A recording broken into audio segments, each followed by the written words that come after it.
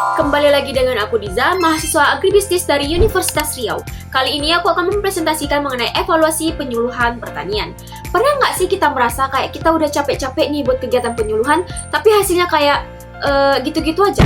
Nah, mungkin yang salah bukan di kegiatan penyuluhannya teman-teman, tapi di evaluasinya aja yang belum berjalan.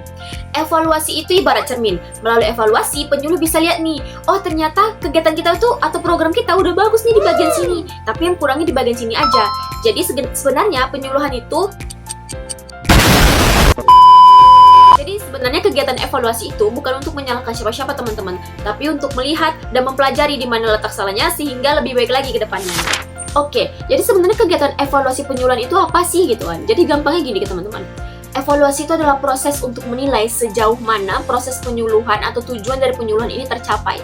Kita buat kegiatan penyuluhan itu kan bukan cuma kegiatannya aja gitu yang kita cari kan, tapi memang ada tujuan yang pengen kita capai. Dari petani yang tahu, jadi petani yang ngerti praktik di lapangan.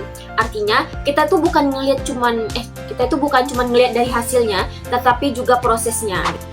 Coba dibayangin, kamu buat kegiatan penyuluhan mengenai pengendalian hama. Semuanya udah siap mulai dari alat, materi, bahkan demplotnya. Tapi setelah itu, petani tetap menggunakan cara lama. Nah, tanpa evaluasi, kita nggak tahu nih penyebabnya apa. Entah dari penyuluh yang menggunakan bahasa yang terlalu teknis, atau medianya yang kurang menarik. Jadi evaluasi bikin kita tahu apa yang berhasil dan apa yang perlu diperbaiki. Jadi, setiap kegiatan penyuluhan itu, hasilnya selalu naik tingkat dari yang mulai ceramah, jadi pendampingan nyata. Nah, biasanya kegiatan evaluasi itu melewati beberapa tahap teman-teman. Yang pertama yaitu tetapin dulu indikatornya, misalnya kayak peningkatan hasil panen, penurunan kualitas hama, atau peningkatan pemahaman dari petani. Yang kedua yaitu kumpulin data dari lapangan, boleh dari wawancara, observasi, atau kuesioner.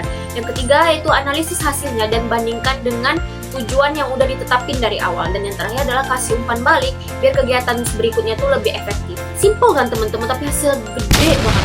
Nah, aku kasih contoh nyata deh. Di Banyuwangi di tahun 2023 itu ada penyuluhan mengenai penggunaan pupuk organik.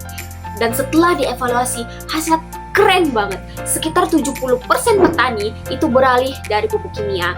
Dan tahu apa yang paling gongnya lagi? Hasil panen meningkat sekitar 15%. Itu angka yang cukup besar teman-teman. Tapi dari hasil evaluasi ada masalah nih teman-teman. Ternyata banyak petani yang belum memiliki alat kompresor sendiri. Dari sinilah lahir program lanjutan yaitu pelatihan pembuatan kompresor sendiri. Nah, dari sini kita belajar bahwasannya evaluasi itu bukan akhir, tapi jembatan menuju inovasi berikutnya. Tapi jujur ya teman-teman, kegiatan evaluasi itu sebenarnya nggak gampang. Mulai dari data yang susah dikumpulin, terus waktunya mepet, atau bahkan respondennya nggak mau diwawancara. Solusinya, gunain teknologi digital. Zaman sekarang tuh udah maju teman-teman. Banyak kok penyuluh yang menggunakan Google Form, WhatsApp Group, atau bahkan video call untuk evaluasi jarak jauh.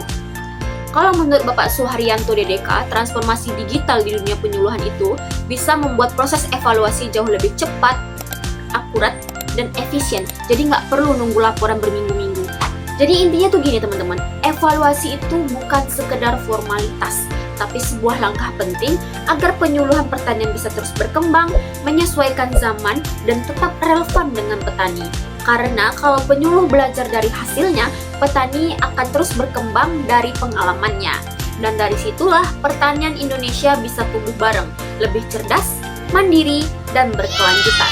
Jadi ingat ya teman-teman, evaluasi itu bukan akhir dari kegiatan, tapi awal dari perubahan besar.